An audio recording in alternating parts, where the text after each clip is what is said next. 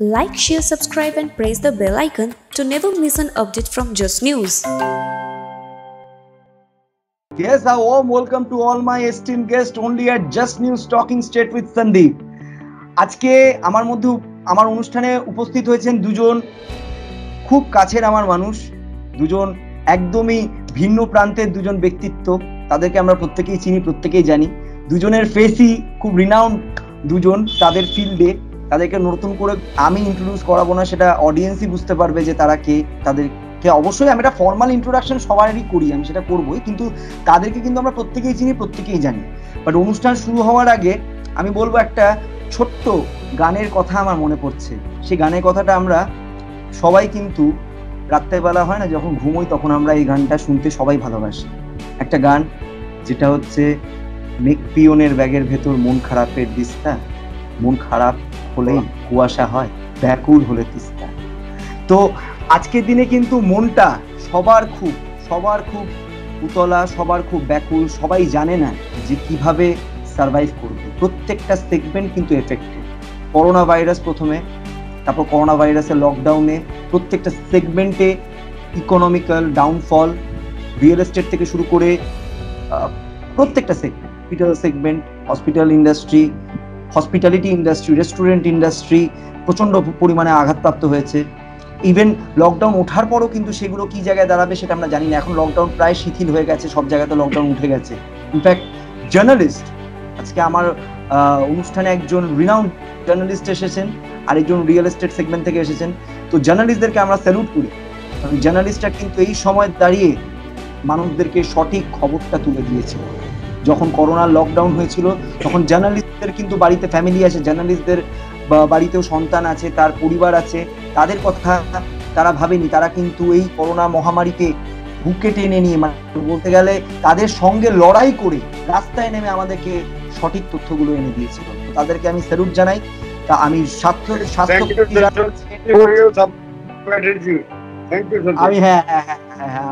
আমি স্বাস্থ্যকর্মীদেরকে আমি স্যালুট জানাই, এবং যারা যারা নিজেদের লাইফ রিস্ক নিয়ে রাস্তায় নেমে কাজ করেছে তাদের প্রত্যেককে আমি স্যালুট জানাই এই করোনা ভাইরাসের লকডাউনের সময়। তো এখন আশা করি আপনারা সবাই বুঝে গেছেন যে কারা আছে আমার গেস্ট। আমাদের মধ্যে উপস্থিত হয়েছেন আমার গেস্ট খুব কাছের মানুষ, mister Debanjan Das. He is the deputy chief reporter of Bartaman, political correspondent. A warm welcome to Debanjan Das, ডিডি da in our show. Thank you. একদম। দেবাঞ্জন দা আমার খুব কাছের মানুষ। দেবাঞ্জন দাকে বিপদে আপদে জাস্ট একটা ফোন করলেই Debanjan da is there for me.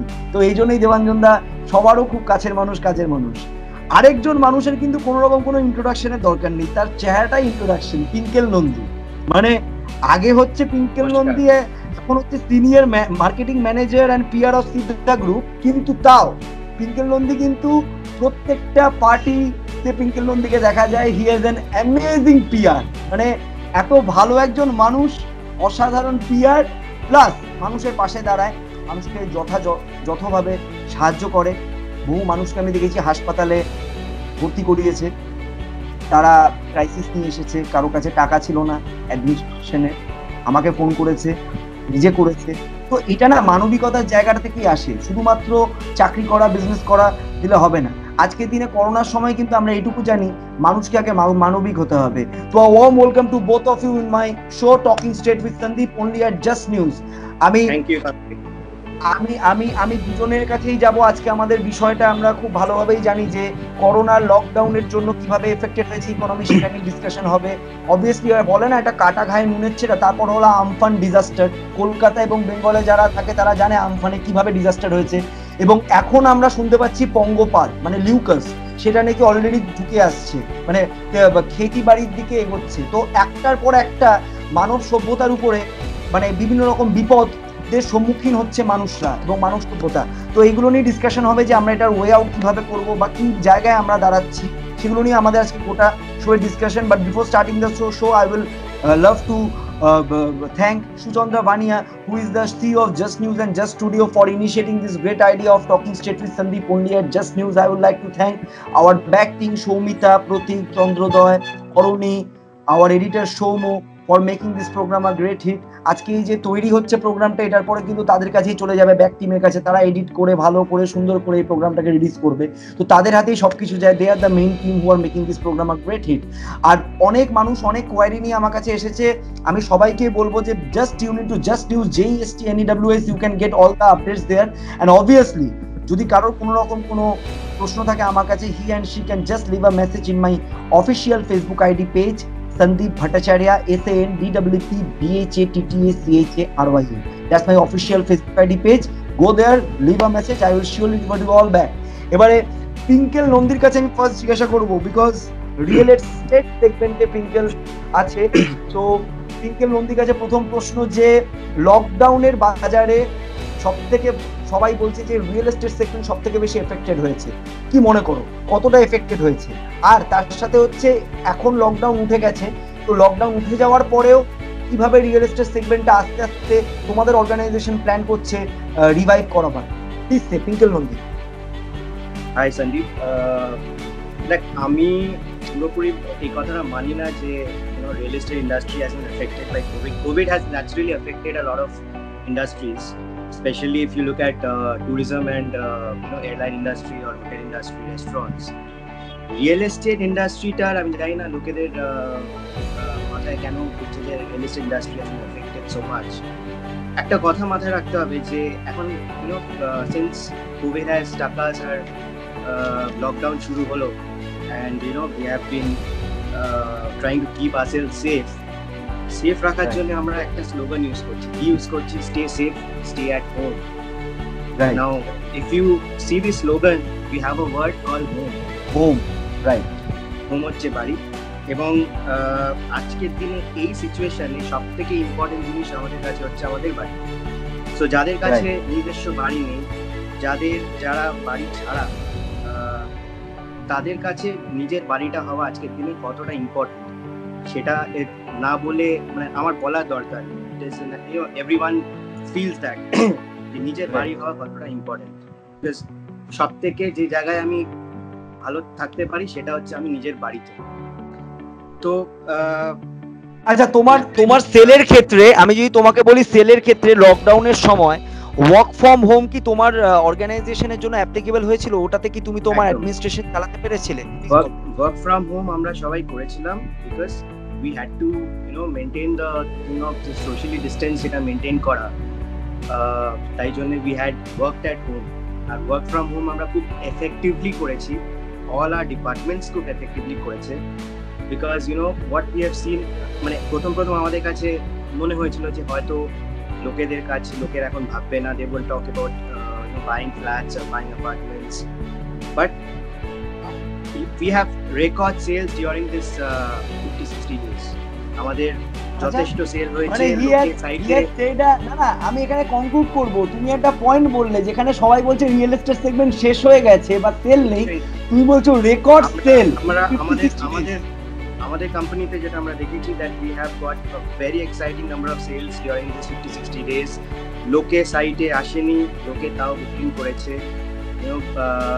সব থেকে বড় ব্যাপার হচ্ছে যে we have adapted very fast into the digital mode of communications. এতদিন physical communications হতো, এতদিন physical, সেটা শুধু আমরাও না, আমি এক্সপেক্ট করছি সবাই তাই করেছে। সবাই ডিজিটালি কাস্টমার, নিজেদের প্রসপেক্টিভ বাইরের কাছে পৌঁছানোর চেষ্টা করেছে। we have also integrated, মানে আমাদের যত রকম ডিজিটালি আমরা পৌঁছাতে পারবো টু কাস্টমার। এক্সাম্পল দিচ্ছি, ধর যারা সাইটে এসে প্রপার্টি দেখতো, তাদের আমরা সাইটের ভিডিও বানিয়ে তাদের পাঠিয়েছি, তারা লাইভ সাইটে দেখতে পেরেছে। সিকিউরিটি তাদের ঘুরিয়ে হোয়াটসঅ্যাপ কলে আমরা ভিডিওতে সাইট দেখিয়েছি। and we have sent all sorts of tools that we have digitally for people to get an experience. এটা হয়তো যারা সাইটে এসে পেত, সেটা তারা আজকে নিজেদের সিস্টেম ফোনে বসে পাচ্ছে। মানে তোমার বক্তব্য হচ্ছে, আমি বলি তোমার বক্তব্য হচ্ছে, তুমি ফার্স্ট টাইম আমার সাথে এসে বললে যে রিয়েল এস্টেট সেগমেন্টে রেকর্ড সেল হয়েছে, মানে দ্যাট ইজ বেস্ট পার্ট। ইন্ডাস্ট্রিতে প্যানিক আছে, বলছি না যে প্যানিক নেই, সবার মাথায় এটাই করছে কি হবে, বাট যদি তুমি পজিটিভলি ভাবো, যদি তুমি খুব ঠান্ডা মাথায় ভাবো, this industry will revive very easily, because first of all লোকের আছে না একটা কথা আছে না, যে জাস্ট ওই ফোনের মধ্যে যেমন ভাবে আমাদের সফটওয়্যারটাকে আমরা একটু আপডেট করে নিতে হবে। জাস্ট কোনো প্যান্ডেমিক এলে জাস্ট যদি আমরা আমাদের সফটওয়্যারটাকে আপডেট করে নিতে পারি নিজেদের, তাহলেই কিন্তু দেখবে যে ভালো হয়েছে। জাস্ট ওই অপরচুনিটিটাকে গ্র্যাব করতে হবে, grip It's just a thought করতে হবে। আমাদের মেন্টাল থট যে না এইটা এরকম প্রবলেম হচ্ছে। হ্যাঁ, প্রবলেম হয়েছে, আমি বলছি না। যারা তাদের মধ্যে একটা প্যানিক এসছে। Real estate is also sort of industry where there is a lot of physical interactions. লোকে সাইটে আসে, এসে ফ্ল্যাট দেখে। বাট তোমার তো বিল্ডিং এ এই যে লেবার ক্রাইসিস একটা তুমি ফেস করবে, কারণ এর পরবর্তীকালে তো ওই যারা কনস্ট্রাকশন যেটা ইস্যু ছিল, কনস্ট্রাকশন যারা লেবার চলে গেছিল, হ্যাঁ সেটা একটু আমরা ফেস করেছি। বাট আমাদের কনস্ট্রাকশন আমরা স্পেশালি ফর সিদ্ধা আমি বলতে পারি যে we have been a company who has always maintain our commitments towards deadline of construction করে ডেলিভারি করা আমাদের flats and apartments. We have already maintained that. যদি আমাদের if you see the recent ongoing projects, সেগুলো on time আছে, হয়তো অনেক projects আছে যেগুলো টাইমের আগে চলছে। তো আমরা এই যে লকডাউনটা হয়েছে খুব একটা প্রবলেম ফেস করবো না। all our projects more or less will be delivered on time. এখন আস্তে আস্তে লেবার ফিরছে, কাজও শুরু হয়ে যাবে। ইনফ্যাক্ট শুরু হয়েও গেছে। Everything will be in a positive shape. খুব শিগগিরই সবকিছু ভালো হয়ে যাবে, সেটাই তুমি বলতে চাইছো। যতটা তোমাকে যদি মাথাটাকে পজিটিভলি সবকিছু দেখতে হবে, এটা হয়তো একটা দিস ইজ ভেরি ইম্পর্টেন্ট। সবথেকে ইম্পর্টেন্ট যেটা জিনিস হয়েছে যে we have change our habits. আগে আমরা কোনো কিছু করতাম ভাবতাম না। এক্সাম্পল যদি হাইজিনই বলি, যে আমরা আগে কোনোদিনই ভাবিনি যে বাইরে থেকে এসে পা দেবো, হাত দেবো, যেটা আগে হতো। এখন কি এসেই ধরে ফেললাম, কিছু খেয়ে নিলাম, এই করলাম, সেই করলাম, ওসব হবে না। বাইরেও লোকেরা হাত দিয়ে কিছু খাচ্ছে না, মানে বাইরের খাবারটাকেও অ্যাভয়েড করছে যতটা পারছে, বাড়ির খাবার খাচ্ছে, মানে হাইজিনিক ওয়েতে দে আর কশিয়াস, রাইট? আমি মনে করি if we can maintain this hygiene, নিজে যতগুলো প্রিকশন নেওয়ার কথা যত পসিবল ডেফিনেটলি নিলে, আই এম শিওর এটা থেকে বেরোনোটা, মানে নিজেকে সেফ রাখাটা খুব একটা প্রবলেম হবে না। আমি একটু দেবাঞ্জন দার কাছে যাব। দেবাঞ্জন দাস আমার খুব কাছের মানুষ এবং জার্নালিস্ট। দিদি দা আমার কাছের মানুষ। দেবাঞ্জন দা, তুমি বলো, এই লকডাউনের সময় যারা সাংবাদিক, তাদেরকে কিন্তু রাস্তায় নেমে কাজ করতে হয়েছে। তাদেরও ফ্যামিলি আছে, তাদেরও বউ আছে, তাদেরও বাড়িতে মেয়ে ছেলে সন্তান আছে। তো সেই জায়গাটা তুমি বলো যে আজকে কতটা ঝুঁকি নিয়ে তোমাদেরকে কাজ করতে হয়েছে, আর তোমাদের জন্য কি ওয়ার্ক ফ্রম হোম অ্যাপ্লিকেবল হয়েছিল তোমাদের ইন্ডাস্ট্রির জন্য, জার্নালিস্ট ইন্ডাস্ট্রির জন্য 1% হলেও? কি বলবে দেবাঞ্জন দা? সন্দীপ, বলি আমি তোমায়, জরুরি পরিষেবার মধ্যে সংবাদপত্র, এটা প্রথম লকডাউন শুরুর প্রথম পর্ব থেকেই সংবাদপত্রকে ছাড় দেওয়া হয়েছিল, এবং সেই অনুযায়ী আমাদের সহকর্মীরা সতীর্থরা রাস্তায় নেমে কাজ করেছেন, এখনো করছেন না। তার মধ্যে ওয়ার্ক ফ্রম হোমও হয়েছিল, যাদের ডেস্কের যারা কাজকর্ম করেছেন তারা বাড়ি থেকেই করেছেন। কিন্তু ফিজিক্যালি যে ফিল্ডটায় আমাকে ফিজিক্যালি থেকে খবর সংগ্রহ করতে হয়, সেটা বাড়িতে করতে সম্ভব না। যে কারণে আমাদের সতীর্থরা এখনো রাস্তায় বেরোচ্ছেন, জীবনে ঝুঁকি নিয়ে বেরোচ্ছেন। এবং একটা আশার কথা হলো, আমাদের কলকাতার প্রেসক্লাবের পক্ষ থেকে এখন যে 150 জনের ব্লাড টেস্ট করা হয়েছিল, এই লালা রস পরীক্ষা করা হয়েছিল করোনার জন্য, তার মধ্যে মাত্র একজনের পজিটিভ এসেছিল। এবং ঈশ্বরের আশীর্বাদে যার পজিটিভ এসেছে তিনি দ্রুত সুস্থ হয়ে উঠেছেন। এখন অব্দি কলকাতার সংবাদ জগতে সেরকম কোনো হতাশাব্যঞ্জক খবর আসেনি, জানি আমাদের উদ্বেগ হতে পারে। তবে আমি যেটা বলি, লকডাউন যেটা প্রভাব, যেটা ডিজিটাল এতক্ষণ বলছিলেন আবাসন শিল্পের ক্ষেত্রে, ও এই ফিল্ডে আছে, আরো ভালো বলতে পারবে। কিন্তু আবাসন শিল্পে মোরলে সিদ্ধা খুব ব্যতিক্রমী হতে পারে। গোটা দেশে একটা বিপর্যয় এসছে বলেই বোধহয় RBI 25,000 কোটি টাকার মতো টাকা ঢেলেছে এই আবাসন শিল্প থেকে পুনরুজ্জীবনের জন্য। তো আমি আমার ক্ষেত্রে ফিরে আসি, একইভাবে আমাদের ফিল্ডেও প্রথম দিকের রিপোর্ট ছিল, খবরে ছিল করোনা সংক্রমণটা দ্রুত হবে। এটা ভোগান্তির এমন পর্যায়ে পৌঁছায় যে লকডাউনের পরে কাগজ বার করেও আমাদের বন্ধ রাখতে হয়েছিল 5 দিনের জন্য। বিজ্ঞাপন দিয়ে জানাতে হয়েছিল যে হু বলছে যে কোনো খবর কাছ থেকে সংক্রমণ হয় না, আপনার ভরসা এখন বিশ্বাস করুন। বহু জায়গায় এজেন্টরা কাগজ তুলছিল না, কাগজ পড়ে থাকছিল।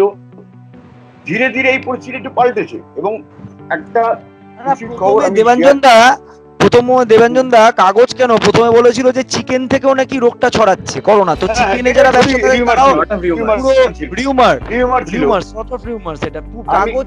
আমি আমার ফিল্ডে বলতে পারবো এই কারণে, আমরা তো এর মধ্যে এফেক্টেড হয়েছি, কিন্তু ধীরে ধীরে এই পরিস্থিতিটা কেটেছে। এবং একটা খুশির খবর আমি শেয়ার না করে পারছি না, এই লকডাউন পর্বের মধ্যে সিদ্ধা যেমন একটা খুশির খবর শোনালো, আমরাও বর্তমানে একটা খুশির খবর শোনাই। আমাদের অ্যাভারেজ লিডারশিপ 1 crore কস্ট করেছে। 1 কোটি পেরিয়ে গেছি আমরা, একমাত্র ইন্ডিয়াতে, নর্থ ইন্ডিয়াতে একমাত্র আমাদের খেতাব ছিল যারা 1 কোটি ইন্ডাস্ট্রি পেরিয়েছে। এবং তুমি জানলে কিছু হবে, আমরা বর্তমান রিসেন্ট 1,03,000 এখন আমাদের লিডার্স, এবং আমাদের সঙ্গে অন্যান্য যারা আছেন কাছাকাছি তাদের সঙ্গে ডিফারেন্সটা খুব কমে এসছে।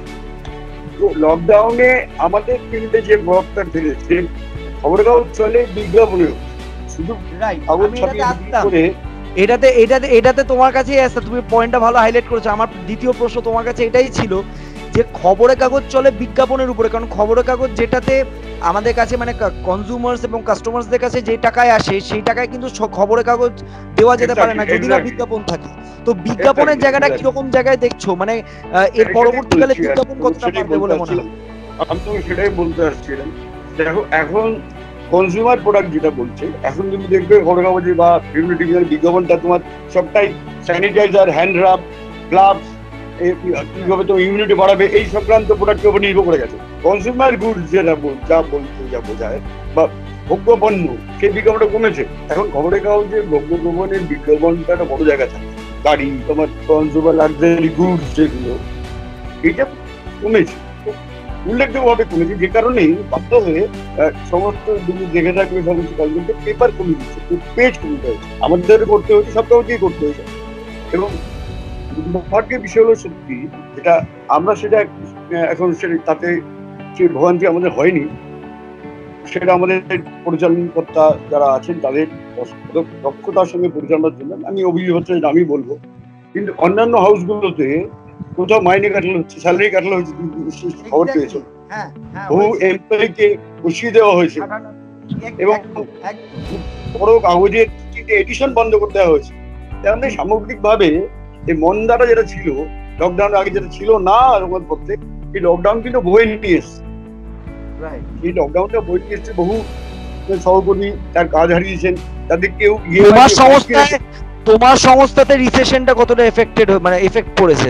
আমি দেবানন্দকে বলছি, আমি বলছি আমাদের সংস্থা এখন অব্দি সেটা আসেনি, আমাদের সংস্থা এখন অব্দি আসেনি। কারণ আমাদের যিনি প্রতিষ্ঠাতা সম্পাদক তরুণ সিং শব্দ শিখিয়েছিলেন, তুমি রুটি আলু ভাজা দিয়ে অভ্যেস করো, পরের দিকে গিয়ে মাংস ভাতটা ভালো লাগে। আমরা রুটি আলু চচ্চড়ি দিয়ে যেটা শুরু করেছিলাম, আমরা সেটাকে এখনো অভ্যস্ত দেখেছি। আমরা বিলাসিতা, মটন বিরিয়ানি, চিকেন বিরিয়ানি চাপে যাইনি। যে কারণে বিপদ বলে রুটি আলু ভাজাও খেতে পারি, আবার প্রয়োজনে মটন বিরিয়ানিও খেতে পারি। খাচ্ছি এখন। দামি কথা মনে পড়লো, ডাল ভাতটা নেসেসিটি, বিরিয়ানিটা লাক্সারি। তো আজকের দিনে কিন্তু ডাল ভাতটাই নেসেসিটি, ডাল ভাতটা কথা আগে বুঝতে হবে। করোনা সেটা বুঝিয়ে দিয়েছে, করোনা সেটা। পিঙ্কেল বোধহয় আমায় কিছু একটা বলতে চাইছিল। না, ঠিক বলছো। আমি একদমই তোমার সঙ্গে একমত। ডাল ভাত খেয়ে থাকাই বেটার, বিরিয়ানি না খাওয়াই বেটার। এক্স্যাক্টলি। করোনা চিনিয়ে দিয়ে গেল যে আমার অফিস থেকে বাড়ি থেকে অফিসের মাঝে যে সময়টা আমি ব্যয় করে এসেছি, সেটা না করলেও চলছে। আমাদের লাইফে আরেকজন বন্ধু জয়েন করেছে, সুব্রতদাকে দেখতে পাচ্ছি। Good evening. Good evening. Renowned actor সুব্রতদা আমাদের সঙ্গে আছেন। তো আমি সুব্রতদাকে অনেক অনেক স্বাগত জানাচ্ছি আমার অনুষ্ঠানে টকিং স্টেট উইথ সন্দীপে। আসলে কি হয়েছিল, নেটওয়ার্ক ইস্যুর জন্য সবাই একটু লেট হয়ে গেছে বা আসতে দেরি হয়েছে বা এরকম হয়েছে। তো সুব্রতদাকে সবাই চেনে, সুব্রতদার নতুন করে কোনো ইন্ট্রোডাকশনের দরকার নেই। তো আমাদের মধ্যে সুব্রতদাকে আমরা পেয়ে খুব খুশি।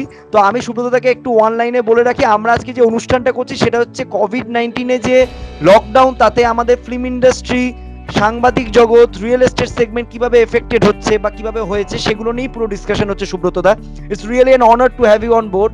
আ warm welcome to you in my show সুব্রতদা। তো আমি পিঙ্কেলের কাছে যাচ্ছিলাম, পিঙ্কেলের সঙ্গে আলাপ করে। পিঙ্কেল নন্দীকে নিশ্চয়ই চেনো সুব্রতদা। He is right now the senior marketing manager of Siddha PR group, PR করে and everything, plus senior marketing manager of Siddha group real estate. আর দেবাঞ্জন দানকে নিশ্চয়ই চেনো, কারণ Debanjan da is the senior journalist of Bartaman. আর সুব্রতদাকে তো সবাই চেনে, সুব্রতদা রিনাউন্ড অ্যাক্টর, আমাদের সঙ্গে জয়েন করেছে। ভালো লাগে। হ্যালো সুব্রতদা। স্বাগত সুব্রত। হ্যালো। আসলে নেটওয়ার্কের প্রবলেমটা সত্যি আমাদের খুব ভোগাচ্ছে, সবাইকে ভোগাচ্ছে, খুব আমাদেরকে বলতে হবে যে যেভাবে করোনাকে আমরা জয় করব সেভাবে আমরা নেটওয়ার্ককে জয় করব। ভালো ইন্টারভিউ, ভালো চ্যাট শো ভালো, ভার্চুয়াল ভালো কিছু না আসলে সন্দীপ একটা গন্ডগোল আছে, সেটা হচ্ছে করোনা তো একজন অজ্ঞাত শত্রু আর নেটওয়ার্ক আমাদের জানা শত্রু। জানা শত্রুর সাথে লড়বো কি করে? হ্যাঁ, প্রতি মাসে এসে বিলটা নিয়ে চলে যাচ্ছে, চিনি তাদেরকে, করোনাকে তো চিনি নি এখন। আমফান এসে নেটওয়ার্ক খান করে দিয়েছে।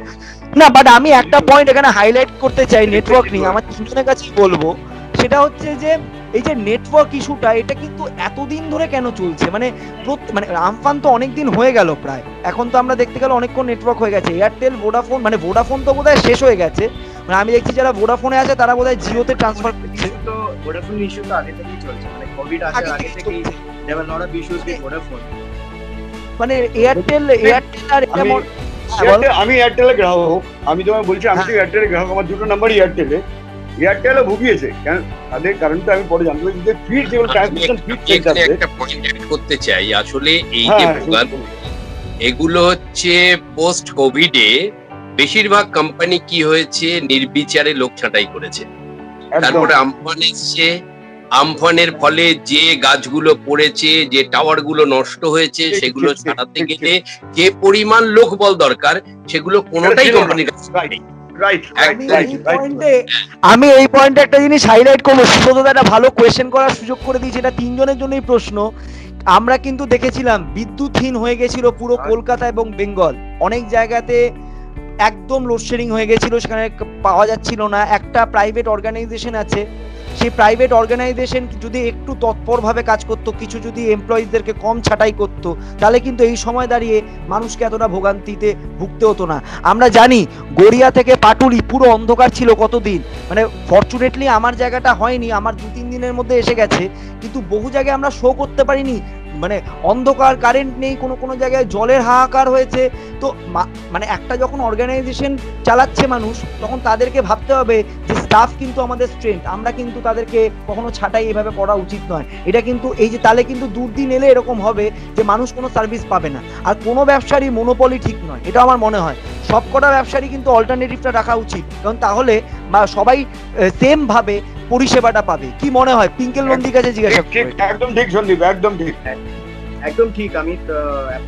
আমি একদম মনে করি যে any industry customer service is the most important thing. Customer service যদি খারাপ হয়, তুমি যাই করো, তুমি যত বড়ই ব্র্যান্ড হও নাকি, তোমার ব্র্যান্ড ইকুইটি নামতে বাধ্য। আমি পিঙ্কেল নন্দী আর সুব্রতদার কাছে প্রশ্নটা, তারপরে সেম প্রশ্ন দেবাঞ্জন দার জন্যই, সেটা হচ্ছে এন্টারপ্রেনারশিপ।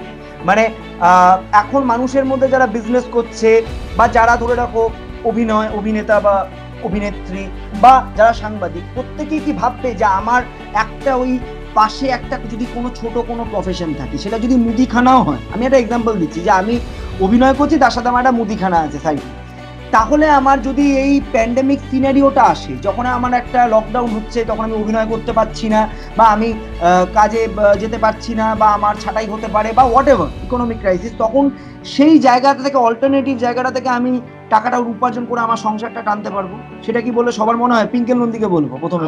আমার মনে হয় দেখ, পাশে প্রফেশন থাকুক না থাকুক, আমার মনে হয় স্কিলস ডেভেলপ করা খুব ইম্পর্টেন্ট।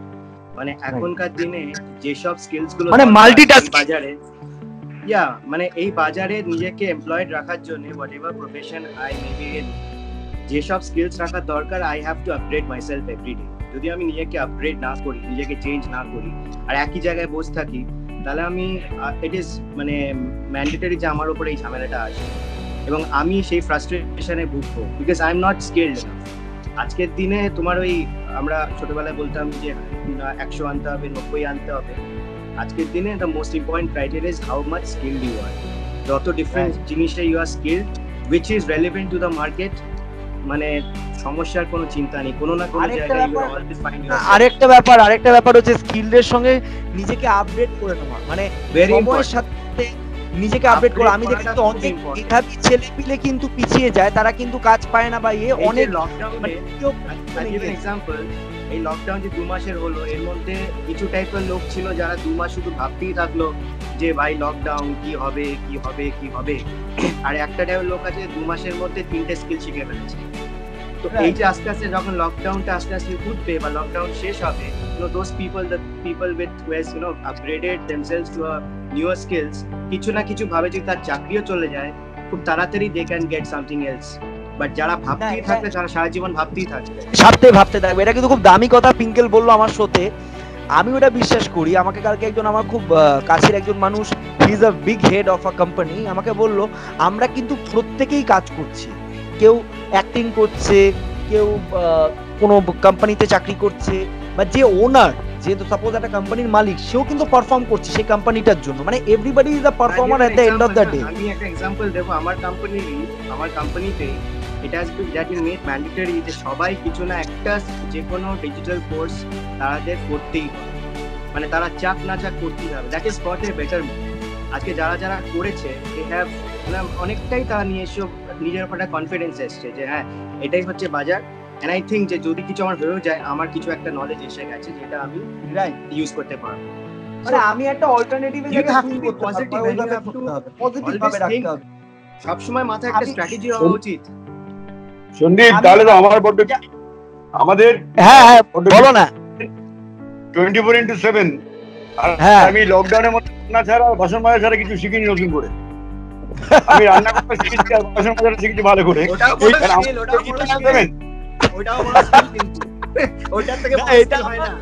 এটা আমার প্রশ্নটা ছিল, বাট প্রশ্নটা আমি আগেই করে নেই, সুব্রতদাকেও করছি, পিঙ্কেলকেও করছি, দেবাঞ্জন দাকে করছি, যে লকডাউনের পিরিয়ডে দুটো জিনিস যদি তোমরা বলো যেটা তোমরা শিখতে পেরেছো। মানে যেমন আমি ধরো খুব ভালো বাসন মাজা, কাপড় কাচা, রান্না করা শিখেছি। আমি রান্না করা শিখেছি, আমিও তাই, রান্না আর বাসন করা শিখে গেছি।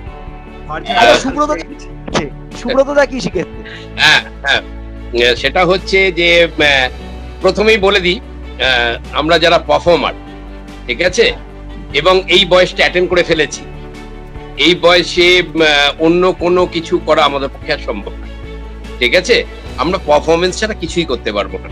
হ্যাঁ, তবে কিছু কিছু আমাদের মধ্যে কিছু মানুষ আছে, যেমন আমি চিত্রনাট্য লিখি, এর মধ্যে অনেকগুলো চিত্রনাট্য লিখেছি, ছবি তৈরি করার প্রিপারেশন নিয়েছি, ঠিক আছে, সেগুলো ঠিক আছে। কিন্তু আমরা যারা পারফর্মার তারা এফেক্টেড হয়েছি সবচেয়ে বেশি। তার কারণ হচ্ছে আমাদের পুরোটা পারফরমেন্স নির্ভর।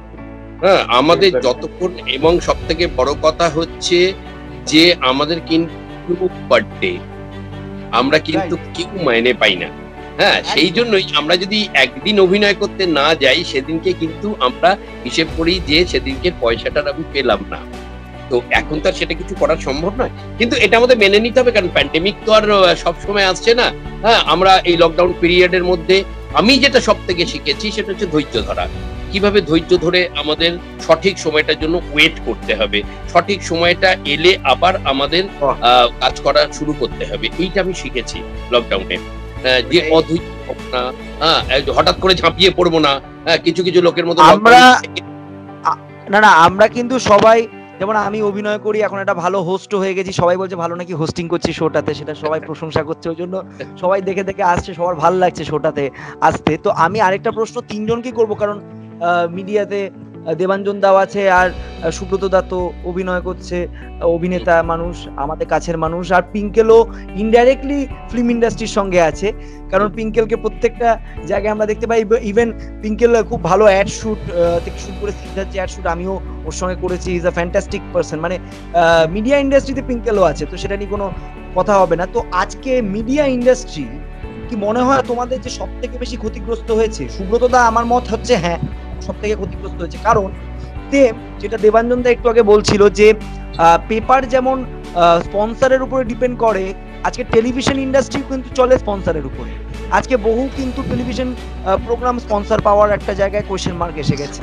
ফিল্মের কথা তো আমি দূরে ভাবছি, কারণ ফিল্মে তো একটা যেটা মানে মানুষ যে টাকাটা লাগায় সেটার উপরে সেটা মানুষ বাড়তি টাকা লাগায়। আমাদের ফিল্ম ইন্ডাস্ট্রির কথা মনে হচ্ছে যে টাকাটা মানুষের সবকিছু করার পরে বাড়তি টাকা থাকবে সেটাকে নাকি লাগানো হবে, কারণ এখানে অনিশ্চয়তার মধ্যে তারা লাগায়। এটা সবাই একদম মেনেই, মানে সবাই লাগায়। তো এই পরবর্তীকালে, এই যে লকডাউনের পরবর্তীকালের সময়টা বা এখন যে লকডাউন উঠে গেছে, এই সময় দাঁড়িয়ে it is not about an individual, it is not about a single person, it is about the people যারা কাজ করছে, শিল্পীরা যারা কাজ করছে, যারা টেকনিশিয়ান যারা কাজ করছে, যারা ক্ষুদ্র মানে আমাদের এখানে মানুষ আছে যারা লাইটম্যান থেকে মেকআপ আর্টিস্ট, তাদের কি হবে? এটা প্রশ্নটা কিন্তু তিনজনের জন্যই। আমি আগে সুব্রতদার কাছে যাব, তারপর আমি সবার কাছে যাচ্ছি।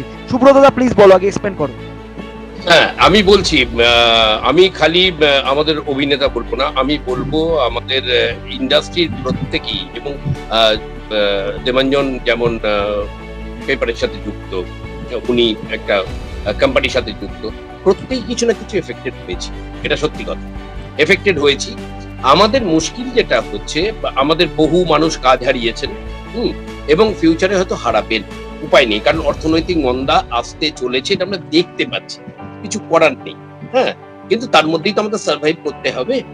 তো এবং সার্ভাইভ করার জন্য আমরা যেটা ভাবছি, দেখো আবার একটা সবকিছু নেগেটিভের মধ্যে একটা পজিটিভ দিকও আছে। একটা জিনিস তো মানতে হবে, এই 2 মাস বা 2.5 মাস লকডাউনের মধ্যে ওটিটি প্ল্যাটফর্ম সবচেয়ে বেশি ব্যবসা করেছে। অতএব মানুষ খালি খেয়ে বেঁচে থাকছে না, এছাড়াও মানুষের একটা বিনোদন চাই, এটা প্রমাণিত, এটা প্রমাণিত। অতএব বিনোদন ছাড়া মানুষ বাঁচবে না।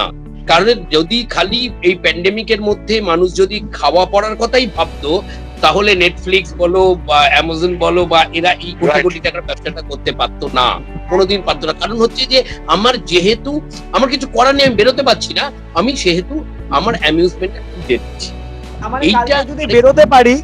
কালকে যদি বেরোতে পারি আমি কিন্তু সিনেমা হলে গিয়েও সিনেমাটা দেখবো। তার মানে যারা সিনেমা বানাচ্ছে তারা বেশি চিন্তা নেবেন না, তারা ছবির দিকে থাকুন। অ্যাবসলিউটলি তাই, এটা সর্বক্ষেত্রেই। আজকে দেবাঞ্জন বাবুর খবরের কাগজটা প্যান্ডেমিকে আমার যদি না পড়ি, হ্যাঁ, আমি যদি সেই সংবাদগুলো আমি পাবো কোথা থেকে? টেলিভিশন চ্যানেলের খবর না শুনলে আমাদের চলবে কি করে? সমস্ত কিছুই আমরা ইন্টার রিলেটেড। হ্যাঁ, এইবার কথা যেটা হচ্ছে সেটা হচ্ছে যে দেখো, এরকম একটা সিচুয়েশন তো 100 বছর আগে মানুষ দেখেছিল। আমরা দেখলাম সৌভাগ্যবান এবং দুর্ভাগ্যবান একসাথেই, যে মহামারী 100 বছর আগে ঘটেছিল, 100 বছর পরে সেই মহামারী আমাদের জীবতার সাথেই ঘটলো, আমরা দেখলাম। এমন একটা ভয়ঙ্কর সময়ের মধ্যে দিয়ে গেলাম আমরা, আস্তে আস্তে কাটিয়ে উঠতে হবে আমাদের। এবং আমি বিশ্বাস করি যে ভালো দিনটা ফিরবেই, কিছু করার নেই, ভাবতেই হবে। আমি একটু দেবাঞ্জন দার কাছে যাব। দেবাঞ্জন দা কি বলবে এটাতে? তোমাকে দুটো প্রশ্ন দেবাঞ্জন দা, সেটা হচ্ছে ওই যেটা সুব্রতদা আনসার করেছে, সেটা হচ্ছে এন্টারপ্রেনারশিপ, মানে মাল্টিটাস্কিং কি সবাই একটু ভাববে যে এর পরবর্তীকালে ঠিকঠাক হয়ে গেলে সিনারিওটা, আমার ভাই একটা ছোট যদি মুদিখানা থাকে সেটাও ভালো, সেটা কি ভাববে? আর দ্বিতীয় প্রশ্ন হচ্ছে আমাদের ফিল্ম ইন্ডাস্ট্রি, টেলিভিশন ইন্ডাস্ট্রি আর ওটিটি ইন্ডাস্ট্রি এর পরবর্তীকালে কি কিরকম অবস্থায় থাকবে? তুমিও কি সুব্রতদার মতো একমত হবে যে এন্টারটেনমেন্টটাও একটা খুব এসেনশিয়াল জিনিস, এন্টারটেনমেন্টেও টাও খাবারের মতো? কারণ আমরা আজকে ওটিটি ব্লুম করেছে, খালি ফর দ্য টাইম বিং করোনার জন্য সবাই গৃহবন্দী হয়েছে, কিন্তু বেরিয়ে গেলে প্রত্যেকটা জিনিস নর্মাল হয়ে যাবে। তোমার কি মনে হয় দেবাঞ্জন দা? দুটো অবশ্যই অবশ্যই অবশ্যই আমি সুব্রতবাবু যেটা বললেন 100% সহমত যে লকডাউন পর্বে আমার ডাল ভাত আলু সেদ্ধ যাই হোক না কেন, সন্ধ্যার পরে বোকা বাক্সের সামনে সবাই বসেছি। যে কারণে যেটা বলছি, নেটফ্লিক্স, অ্যামাজন, আমার হিন্দি, আমি নিজেও ডাউনলোড করে ভোর 7,000 ফিল্ম দেখেছি। অ্যানাউন্সমেন্টের দরকার কোন এক জায়গায় এসে দরকারি, কিন্তু সেটার সাথে যেটা আমি আমাদের সেক্টরে বলতে পারি, এই বিষয়টা সুব্রত বলছিলেন, এখানে যেমন ক্যামেরা যে করছে, আর তোমাদের যারা অসংখ্য টেকনিশিয়ানের সঙ্গে যারা রিলেটেড যারা, তারা তো কাজ হারিয়ে দীর্ঘদিন ধরে বসে আছে।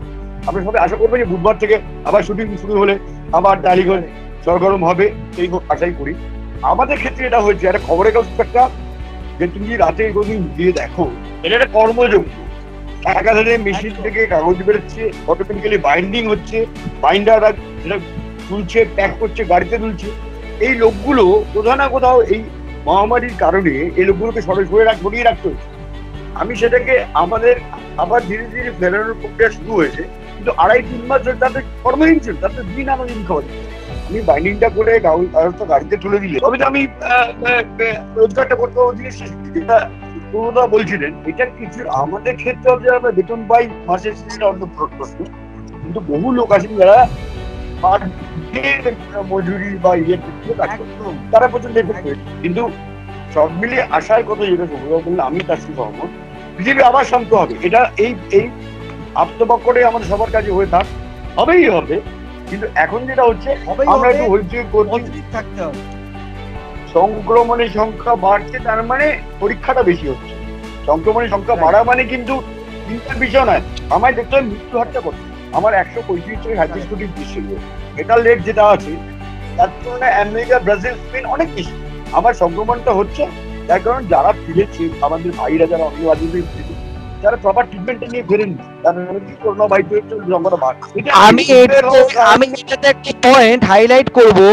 প্রথমেই যদি ইন্টারন্যাশনাল ফ্লাইটটা যদি বন্ধ হয়ে যেত, দেবাঞ্জন দা আমার সঙ্গে একমত হবে, তাহলে কিন্তু, কারণ এটা কিন্তু বেঙ্গলের ডিজিজ নয় বা ইন্ডিয়ার ডিজিজ নয়, এটা এসছে বাইরে থেকে, সেটা আমরা সবাই জানি। ওইটা যদি বন্ধ করে দেওয়া হতো তাহলে তোমার এই বিষয়ে সমর্থন করে আমি আরেকটা বিষয় বলতে চাই। লকডাউন শুরু করার আগে অন্তত 4-5 দিন সময় দিলে ঘরের ছেলেরা ঘরে ফিরতে পারে। খুব দামি কথা দেবাঞ্জন দা বলেছে, এটা হাইলাইট করা হতে ব্যাপার। না আমি এটাতে হাইলাইট করবো যে লকডাউন আমি করব, কোনো অসুবিধা নেই, লকডাউন আমাকে করতে হবে, হু বলেছে ভালো। বাট আমি রাত্রেবেলা এসে সাডেনলি আমি লকডাউনটা ঘোষণা করে দেবো না। আমি বলবো যে ভাই আমি 4 দিন সময়, যারা পরিযায়ী শ্রমিক আছে তারা ফিরে আসুক,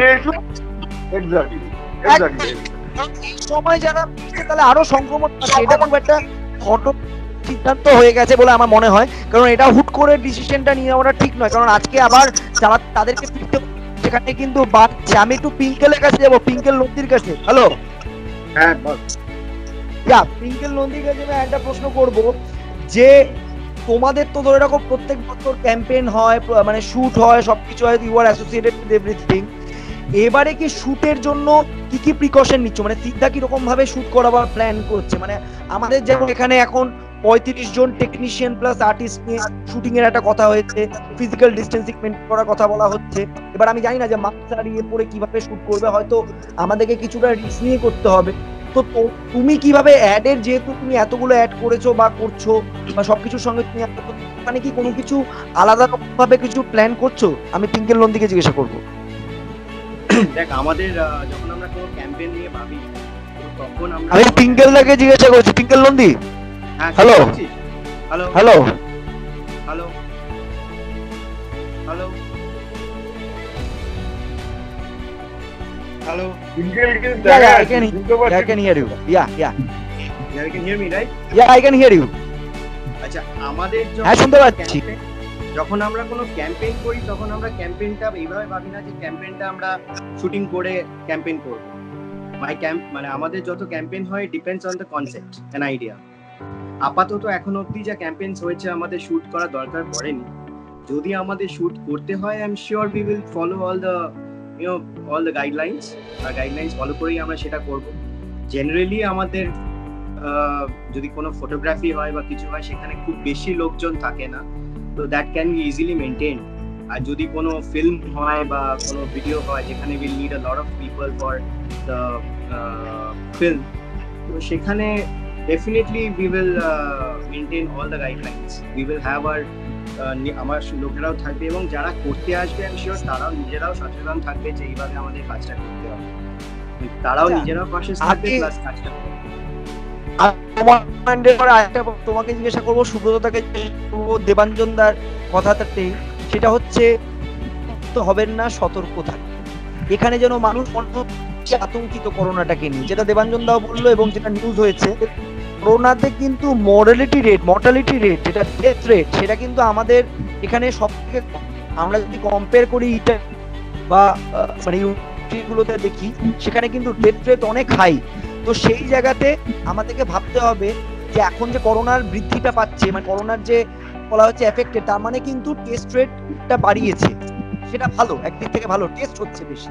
তো অনেক লোক আমাকে বলেছে, যাদের আমার পরিচিত যাদের করোনা হয়েছে, তারা বলেছে তারা নাকি বুঝতেই পারেনি, একটু সর্দি হয়েছে, একটু খাসি হয়েছে, হ্যাঁ, সে টেস্ট করে দেখেছে তার করোনা হয়েছে, মানে দে আর অ্যাসিম্পটোমেটিক। ওকে, তো তারা যে অ্যাসিম্পটোমেটিক, তারা কিন্তু যাচ্ছে, তারা টেস্ট করছে, করোনা হচ্ছে, তারপর তারা বাড়িতে আসছে, এমনি একটা ওষুধ খাচ্ছে, তারপর 10 থেকে 15 দিনের মধ্যে তারা কিন্তু সুস্থ হয়ে যাচ্ছে। এটা হচ্ছে ম্যাক্সিমাম কেস।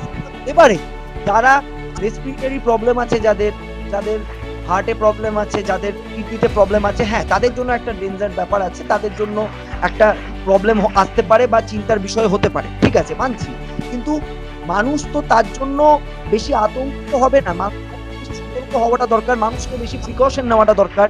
মানুষকে আমি বলবো, all the citizens of the world, I will request everybody to wear N95 or any kind of mask which is available or affordable for you. Do maintain physical distancing, not social distancing. আমি বলবো সবাই physical distancing maintain করবেন, social distancing নয়। কারণ এই সময় দাঁড়িয়ে social distancing হয় না। এই যে আমরা এত সুন্দর একটা শো করছি, ফিজিক্যালি ডিস্টেন্সড হয়ে কিন্তু সোশ্যালি কানেক্টেড হয়। তো আমি বলবো ফিজিক্যাল ডিস্টেন্সিংটা মেনটেন করবেন, and do sanitize yourself as much as possible, and do listen to what state government and higher authorities are saying, because it is the high time. শুধু ওই যেটা পিঙ্কেল বললো যে শুধু একটু জাস্ট ফোনের সফটওয়্যারটাকে আপডেট করে নেবেন, দেখবেন সব ঠিকঠাক ভালো হয়েছে। তো কি মনে হয় নন্দীর? না একদম ঠিক কথা। কারণ যদি if you see the number of other diseases in the world, we have all the figures যে সেখানে কত লোক মারা যায়, বাট ডে কতজন মারা যায়। তো এইটা অ্যাকচুয়ালি ঠিক আছে, there is something which is absolutely new for us. এই রোগটা আমাদের জন্য নতুন। তো ন্যাচারালি কোনো নতুন কিছু আসলে আমরা খুব চিন্তা করি, সেটা নিয়ে আমরা কনফিউজ থাকি, আমরা ভাবি বাবা কি হবে কি হবে না, বিকজ উই ডোন্ট নো এর background, and we don't know যে এর চিকিৎসার, এর তো কোনো ভ্যাকসিন নেই, কি হবে আমার হলে আমি মরে যাবো। যদি নিজেকে ঠিকমতো প্রিকশন নিয়ে থাকা যায়, I am sure you can be safe. So you have to be internally positive, আর নিজের ইমিউনিটি পাওয়ারটাকে বাড়িয়ে যাওয়া, ঠিকঠাক খাওয়া দাওয়া করা, রোজ যাতে ইমিউনিটি বাড়ার জন্য যেসব খাবার বা যেসব জিনিস আমার করতে হবে সেগুলো আমরা যদি করতে থাকি, I am sure if you are healthy enough, we will, আমাদের যদি এটা আনফর্চুনেটলি যদি হয়েও যায়, আই এম শিওর আমরা এটাকে কমব্যাট করতে পারবো। It's very important. আচ্ছা, we should keep our minds calm. একদম ঠিক কথা বলেছে পিঙ্কেল। আমি একটু সুব্রতদার কাছে যাব। সুব্রতদার কি মত এতে? আমার প্রায় একই মত। আমি খালি একটা জিনিস অ্যাড করতে চাই, সেটা হচ্ছে সন্দীপ, দেখো এখন আমাদের অর্থনীতি যে জায়গায় চলে এসছে, জিডিপি যে জায়গায় চলে এসছে, আমাদের করোনা থেকে যেমন বাঁচতে হবে তেমনি কিছু করার নেই, আমাদের বাইরে বেরোতে হবে। আমরা যদি ভাবি যে হ্যাঁ এটা ঠিক তো, যে আমরা যদি সর্বসময় বাড়ির মধ্যে প্রোটেকশন নিয়ে থাকি, তাহলে করোনা আমাদের আসবে না, এটা ঘটনা। কিন্তু আমরা যদি সর্বক্ষণ বাড়ির মধ্যেই থাকি, কাজে না যাই, তাহলে আমরা না খেতে পেয়ে, অতএব করোনা কিংবা না খেতে পেয়ে মরার মধ্যে একটা কিছু চুজ করতে হচ্ছে। এইবার কথা হচ্ছে আমাদের বাইরে বেরোতে কি হচ্ছে, তাহলে যে প্রোটেকশন গুলো নেওয়া, যে গাইডলাইন সামনে আছে, সেগুলো যদি আমরা ফলো করতে পারি, হ্যাঁ একটু লোকের ঘাড়ের ওপর উঠে গিয়ে দাদা আলুটা আমায় দিন না বলে একটু ওয়েট করি, হ্যাঁ উনি নিয়ে নিন, তারপর নেবো, হ্যাঁ বা চায়ের দোকানে বিনা কারণে, হ্যাঁ ট্রাম্প ভালো না মোদি ভালো, হ্যাঁ ক্ষমতা ভালো ভালো, যদি না করি ওখানে বসে, হ্যাঁ যদি, হ্যাঁ ঠিক আছে, একদম সন্দীপ একদম দামি কথা বলেছো।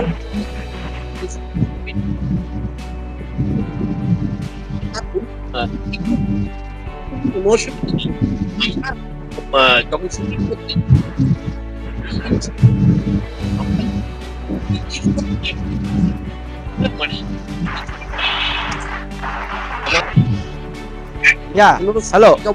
ধরে থাকবে, একদম তুমি ঠিক বলেছো সুব্রতদা, সেটা ধরিয়ে থাক কথাটা ঠিক। একটু আমাদেরকে নিজেদেরকে সচেতন হতে হবে। আমরা কতগুলো জিনিস মেনটেন করলে জানি, অ্যাবসলিউটলি আমরা জানি।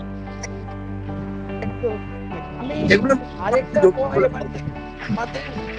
অনুষ্ঠানে আমরা প্রায় শেষের দিকে আসছি, তো আমি তিনজনের জন্যই আমার একটা প্রশ্ন থাকে, ঠিক আছে? সবাই আনসার দিতে পারবে, কোনো অসুবিধা নেই।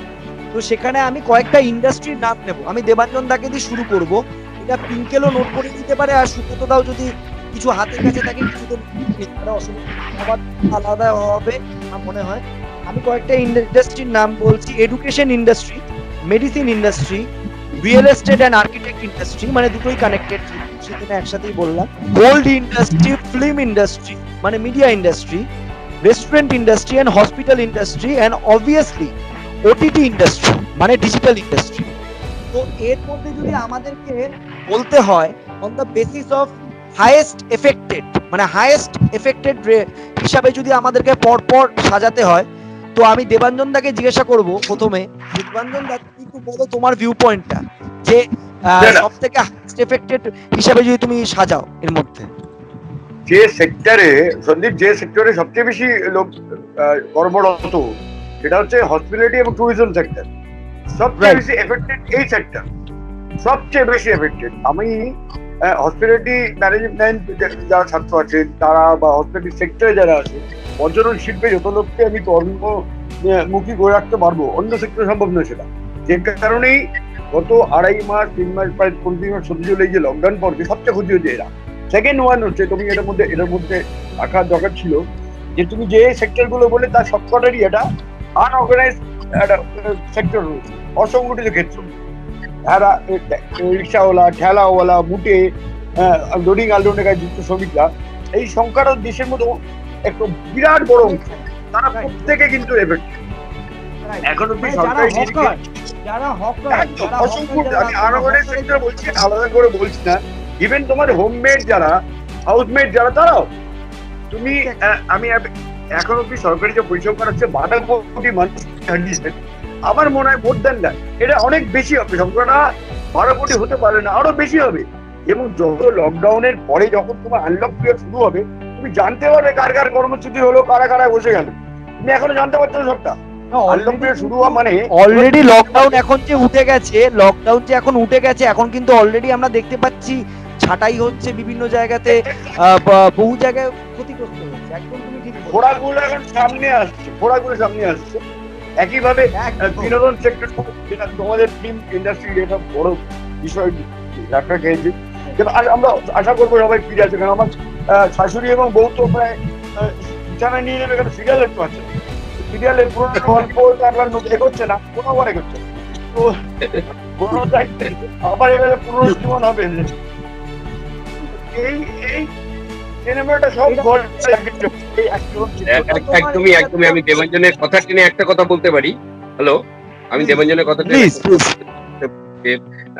ইনফ্যাক্ট সবকটা সেক্টর, যত সেক্টরের নাম তুমি করবে, সবাই এফেক্টেড, কেউ বেশি কেউ কম। হ্যাঁ, কারণ আমার বিভিন্ন সেক্টরে বন্ধু বান্ধব আছে, পরিচিত মানুষ আছে, আমার বহু সাংবাদিক বন্ধুর কাজ নেই আমি জানি। হ্যাঁ, আমার বহু অভিনেতা বন্ধুর কাজ নেই, আমার বহু রিয়েল এস্টেট কাজ করেন এরকম বন্ধুকে চিনি, যারা গতকালকে আমাকে বলছিলেন ফ্ল্যাট বিক্রি হচ্ছে না। খুব স্বাভাবিক, আমি খাবো না আগে ফ্ল্যাট। সবাই আমি বলি সুব্রত দা, সবাই তো আর সিদ্ধা গ্রুপ নয়। আমি সিদ্ধা গ্রুপে ক্যাম্পেইনিং করছি না, কিন্তু সিদ্ধা গ্রুপের ব্যাপারটা ইনোভেটিভ, ওরা ইনোভেটিভ ভাবে ভেবে ফ্ল্যাটটাকে সেল করতে পেরেছে, যারা ছোট প্রমোটার তারা পাচ্ছে না। অনেক বেশি অর্গানাইজ, এটা অনেক বড় কোম্পানি, কিন্তু যারা ছোট প্রমোটার্স আমি যাদের কথা বলছি, তারা এফেক্টেড, কিছু করার নেই, এটা মেনে নিতেই হবে।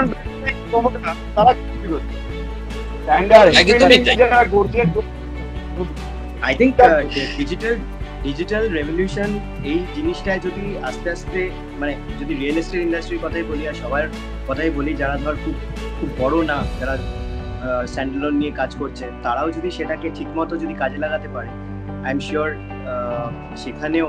আমি এই পয়েন্টে টিঙ্কেলের পয়েন্টে আমি একটা জিনিস অ্যাড করবো, সিদ্ধা কিন্তু খুব অর্গানাইজ, সেখানে তোমরা কাজ করছো, তোমরাও লিটারেট, তোমরাও ডিজিটাল জিনিসটা বুঝতে পারবে। কিন্তু আমরা যদি একটু খেয়াল করে দেখি, রিয়েল এস্টেট সেক্টরের প্রমোটার যাদেরকে আমরা বলি, তারা একটা গলা এরকম একটা সোনার চেন পরে থাকে, ঠিক আছে, ক্লাস হয়তো তারা 7-8 পড়ে বেরিয়েছে, ঠিক আছে, একটা জায়গা পেয়েছে, সেখানে ফ্ল্যাট করেছে।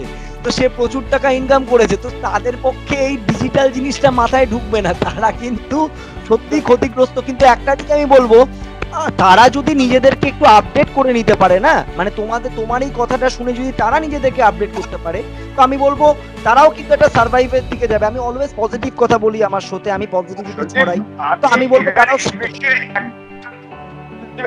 বলতে চাই আমাদের এই মুহূর্তে রাজ্যে আইটি সেক্টরে খুব বুম করেছিল লকডাউনের আগে।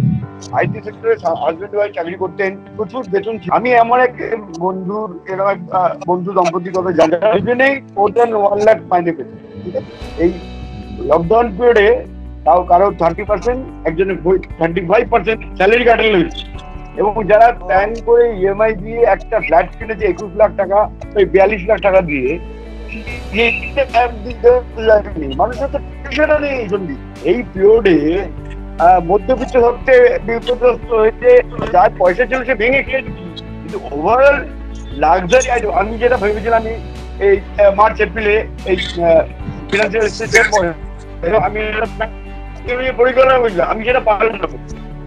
এই এফেক্টটা কিন্তু যত দিন যাবে আরো বেশি আসবে।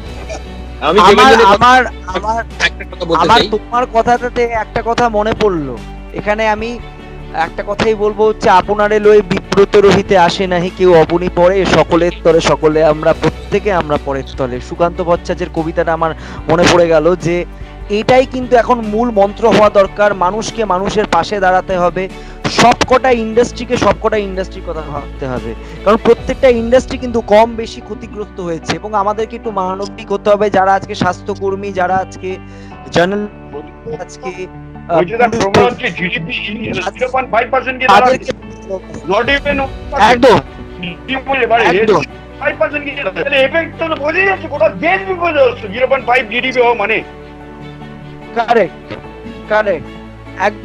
একদমই তাই, একদম তুমি ঠিক বলেছো। মানে চাইছে পিঙ্কেলের বোধহয় বেরোনোর একটা তাড়া আছে, আমি জানি পিঙ্কেল নন্দী, বাট আমি আর কিছুক্ষণের মধ্যেই শেষ করছি, জাস্ট আর কিছুক্ষণের মধ্যেই শেষ হবে, জাস্ট 4 মিনিটের মধ্যেই শেষ হবে।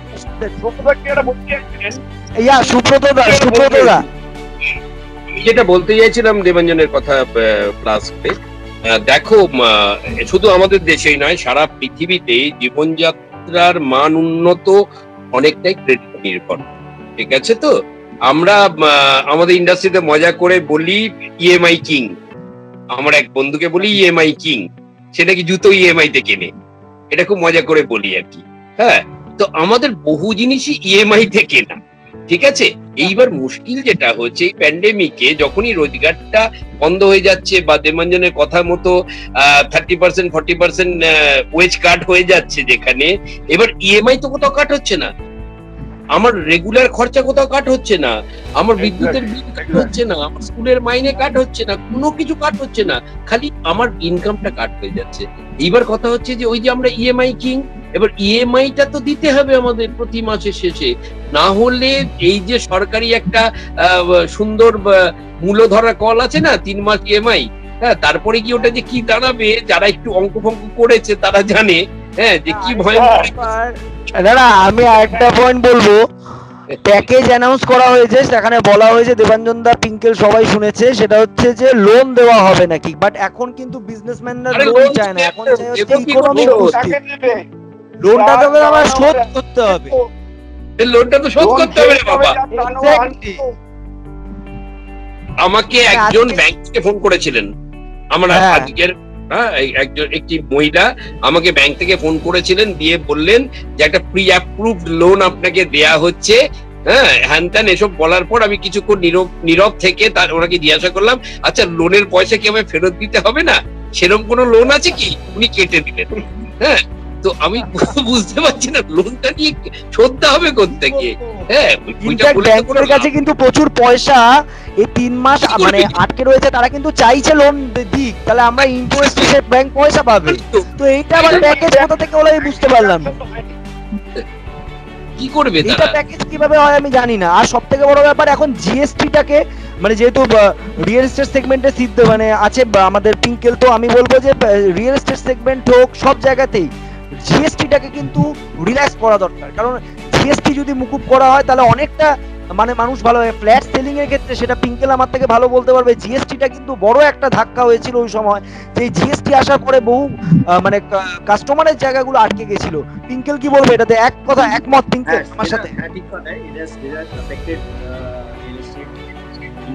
জিএসটি আসার পর হঠাৎ একটা ইন্ট্রোডিউস করা হলো, যদিও আস্তে আস্তে কাস্টমাররা আস্তে আস্তে এই জিনিসটা 2017 তে এসেছিল, সো 3 বছর অলরেডি হয়ে গেছে। People are getting used to this, but এই সিচুয়েশনে obviously this has been a headache মাথায়, লোকেদের মাথায়।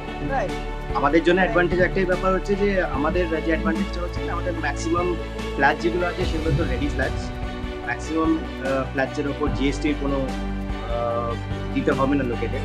সো কারণ রেডি তুমি পজিশন পেয়ে যাচ্ছ, we have more than 300 ready flats now on offer.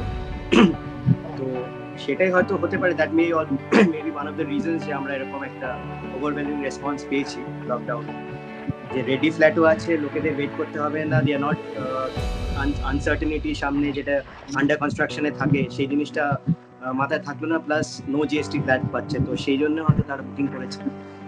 তো আই থিঙ্ক সেটা যারা যারা করেছে সফটওয়্যারের আপডেটের মতো ব্যাপারটা, কোনটাকে আপডেট করে নিতে পারবে সবকিছুরই সলিউশন থাকে আমাদের লাইফে। জাস্ট ওই সময়ের সাথে সাথে নিজেকে আপডেট করে নিন, দেখবেন আপনাদের সঙ্গে সবকিছু। পিঙ্কেল কিন্তু অলওয়েজ সলিউশন দিচ্ছে প্রথম থেকে, কিন্তু ও আমরা সত্যিকারের আমাদের সিনারিও গুলো বলছি আজকে আমরা মানে প্রমোটিং মানেই বুঝি মানে যেগুলো হয় প্রমোটার্সরা হাহাকার, হ্যাঁ মানে সেটা করছে, বাট পিঙ্কেল অলওয়েজ একটা সলিউশন দিচ্ছে। দেখ ভাই আমরা এরকম ভাবে কাজ করছি, এরকম ভাবে কাজ করি, ভালো। ব্যাপারটা হচ্ছে সলিউশনের থেকে বড় কথা, ব্যাপারটা হচ্ছে যে আমাদের উই হ্যাভ টু সার্ভাইভ, আমাদের থাকতে হবে।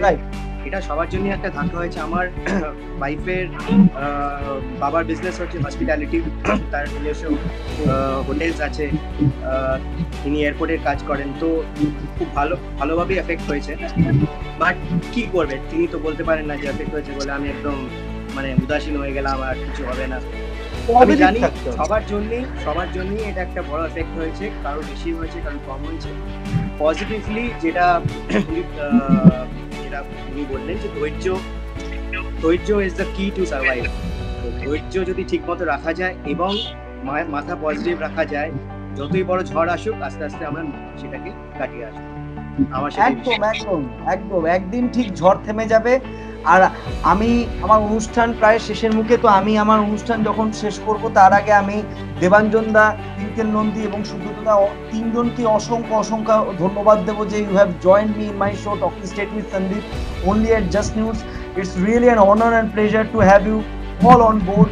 তোমরা এসেছো বলেই এত সুন্দর একটা মানে দারুণ ডিসকাশন হলো। Happy to connect with you.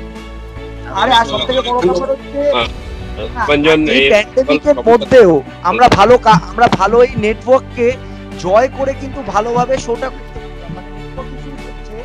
তাও কিন্তু আমরা লড়ে টুটে মানে হয় না যে ঠিক চাইঙ্গে হাম, মানে ইন্ডিয়া উইল উইন, এরকম ব্যাপার করে আমরা তোমার আজকে তোমার অনুষ্ঠানটা যেভাবে হলো এটাই হচ্ছে ভবিষ্যতের ভারতবর্ষ, আমরা ঠিক পারবো। একদম মানে পারবো, আমাদের পারতেই হবে।